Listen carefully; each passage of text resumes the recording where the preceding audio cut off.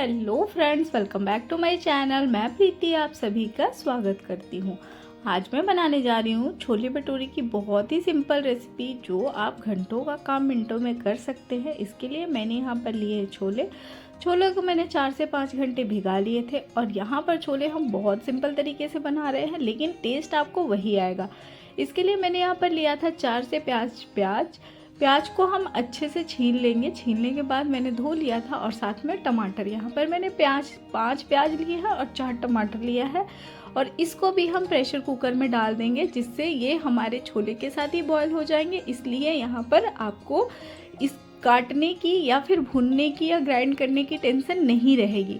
यहाँ पर मैंने लिया है खड़े गरम मसाले, 2 लौंग, इलायची और थोड़ा सा दालचीनी, इसको मैं डाल दूँगी। और साथ में मैं इसमें डाल दूँगी पानी हमें इतना डालना है कि हमारे जो छोले हैं वो पूरी तरह डूब जाए और हमारा जो प्याज टमाटर है उस पर भी आधा पानी हो। इस तरह से हम पानी डालेंगे। पानी एकदम बिल्कुल आपको परफेक्ट डालना है। और इसी पानी को हम आगे ग्रेवी में यूज़ करने वाले हैं, इसीलिए बहुत ज़्यादा क्वांटिटी में पानी नहीं डालना है। पानी ज़्यादा हो जाता है तो हम इस पानी को फेंकेंगे तो ये हमारा सारे फ्लेवर जो है वेस्ट हो जाएंगे। इसमें मैंने डाल दिया 2 साबुत लहसुन। जैसा कि मैंने आपको बताया है, बहुत ज़्यादा मेहनत नहीं करना है इसमें। और साथ में मैंने यहाँ पर डाल दिया 2 इंच अदरक का टुकड़ा और इसे हम होने देंगे प्रेशर कुक। और यहाँ पर मैंने लिया है आधा केजी मैदा। यहाँ पर आप मैदे आटा दोनों मिक्स करके बना सकते हैं। मैंने यहाँ पर आधा केजी मैदा लिया है। इसमें मैं डाल दूँगी बेकिंग सोडा आधा छोटे चम्मच और साथ में मैं इसमें डालूंगी आधा चम्मच नमक और 1 चम्मच चीनी इसमें ज़रूर डालें, इससे इसका फ्लेवर बहुत अच्छा आता है और फ्राई करने के बाद इसका कलर बहुत अच्छा आता है। यहाँ पर मैंने डाल दिया कसूरी मेथी आपके पास हो तो डालिए, बहुत अच्छा फ्लेवर आता है, टेस्ट भी इससे अच्छा आता है।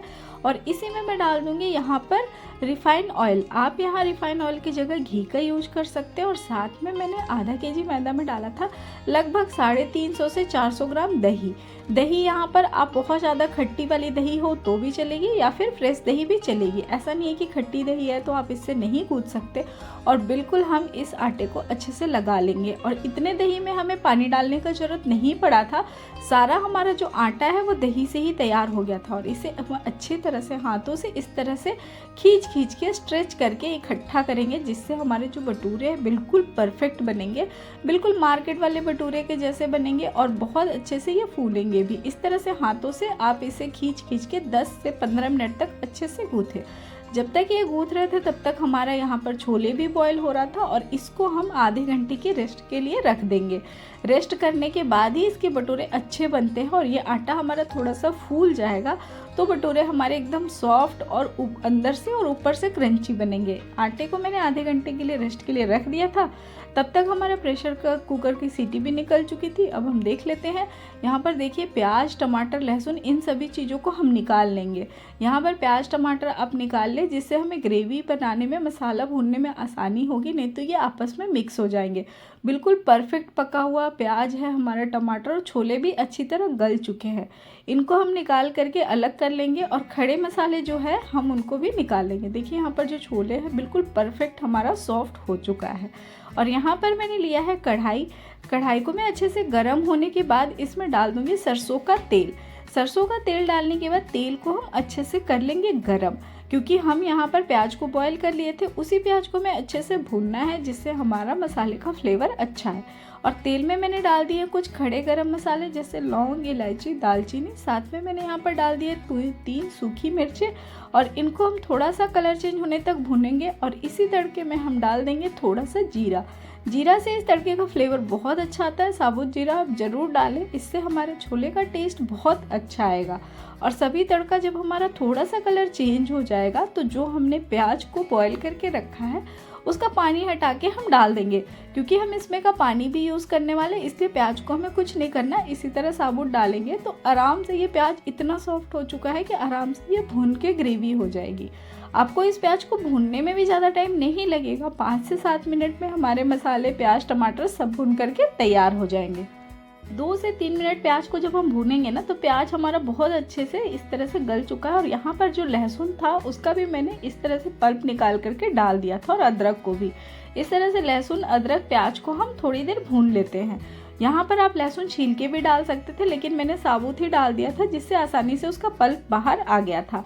और इसमें टमाटर का छिलका हटा करके हम डाल देंगे टमाटर, क्योंकि ये उबले हुए टमाटर है और इसका छिलका आसानी से हट जाता है। छिलका हमारी ग्रेवी में मुंह में आएगा, अच्छा नहीं लगेगा, इसलिए मैंने इसका छिलका हटा दिया। आप चाहे तो इसे छोड़ भी सकते हैं, लेकिन छिलका हटाने से बहुत अच्छे से टमाटर का टेस्ट भी आएगा और ये जो है ना अलग नहीं होगा, ग्रेवी से छिलके अलग हो जाते हैं इसलिए।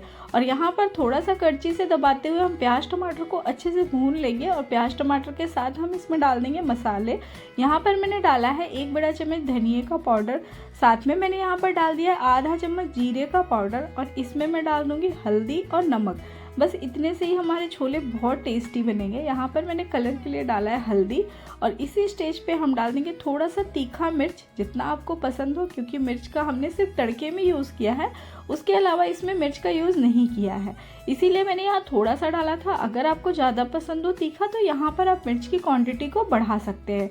और मसाले को हम बहुत अच्छी तरह से भून लेंगे, जिससे हमारा प्याज भी अच्छे से मेल्ट हो चुका है।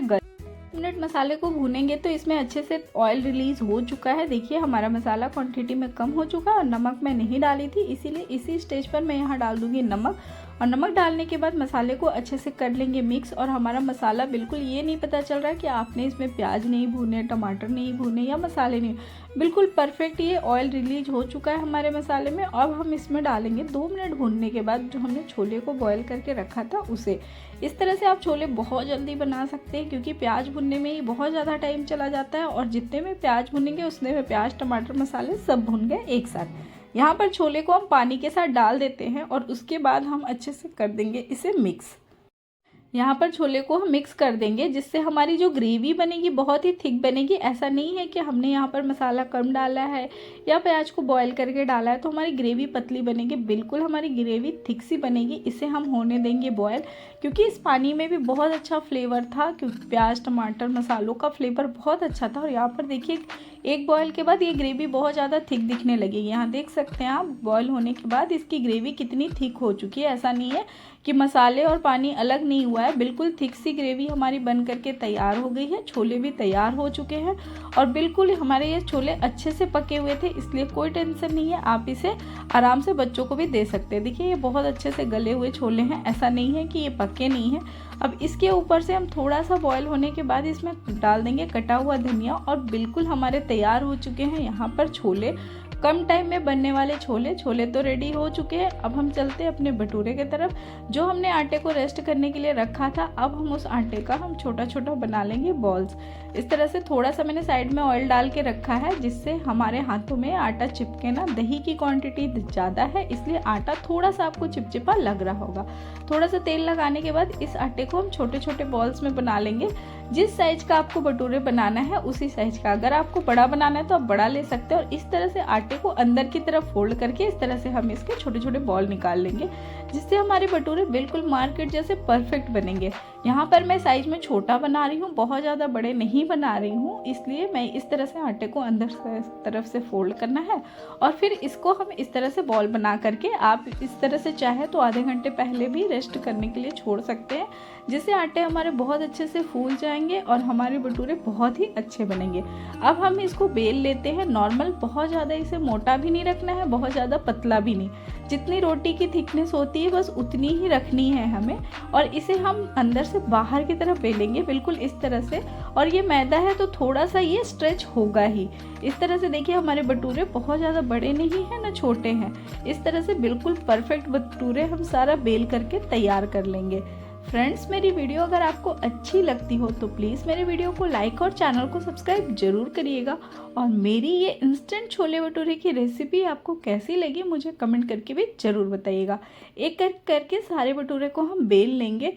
छोले बनाने में आपको बहुत ही कम टाइम में ये इस तरह से छोले तैयार हो सकते हैं, और जितने टाइम में छोले तैयार होंगे उतने टाइम में आपका भटूरे का आटा भी सेट हो जाएगा और फटाफट ये छोले भटूरे बन करके तैयार होंगे। इसी तरह मैंने सारा बेल के रख लिया था। अब यहाँ पर लिया है मैंने कढ़ाई को कर दिया है अच्छे से गरम होने के बाद मैं यहाँ पर डाल दे रही हूँ तलने के लिए तेल। और तेल को भी हमें अच्छे से गरम करना है, तो ही हमारे भटूरे परफेक्ट बनेंगे। और यहाँ पर तेल हो गया है अच्छे से गरम। इसे हमें हाई फ्लेम पर ही फ्राई करना है, बिल्कुल यहाँ पर फ्लेम को लो नहीं करना है। और तेल जब अच्छे से गर्म हो जाएगा तो इस तरह से तेल को थोड़ा सा फैला लेंगे, जिससे हमारा बिल्कुल भटूरे चिपकेगा नहीं और परफेक्ट बनेगा। और यहाँ पर हम डाल देते हैं एक एक करके भटूरे। एक भटूरा मैंने डाला, गैस की फ्लेम को हाई रखा है। इस तरह से साइड से जब हम ऊपर से तेल डालते जाते हैं तो हमारे भटूरे बिल्कुल परफेक्ट फूल करके तैयार हो जाते हैं। और आटा अगर आपका अच्छे से सेट हुआ होगा तो भटूरे भी एकदम परफेक्ट बनेगा। पहला भटूरा हो सकता है अच्छे से ना फूले, क्योंकि ऑयल का टेम्परेचर भी बहुत ज़रूरी है। एक आपका अगर अच्छे से नहीं फूलता है तो दूसरा तीसरा बिल्कुल परफेक्ट फूल करके तैयार होगा। इस तरह से देखिए मैंने सारे भटूरे को तल लिया था और बिल्कुल तैयार हो चुका है हमारा सॉफ्ट स्पॉन्जी सा छोले भटूरे। फ्रेंड्स, मेरी वीडियो आपको अच्छी लगती हो तो आप अपने फ्रेंड्स और फैमिली में शेयर करना ना भूलिएगा। और ये इंस्टेंट छोले भटूरे की रेसिपी आपको कैसी लगी मुझे कमेंट करके भी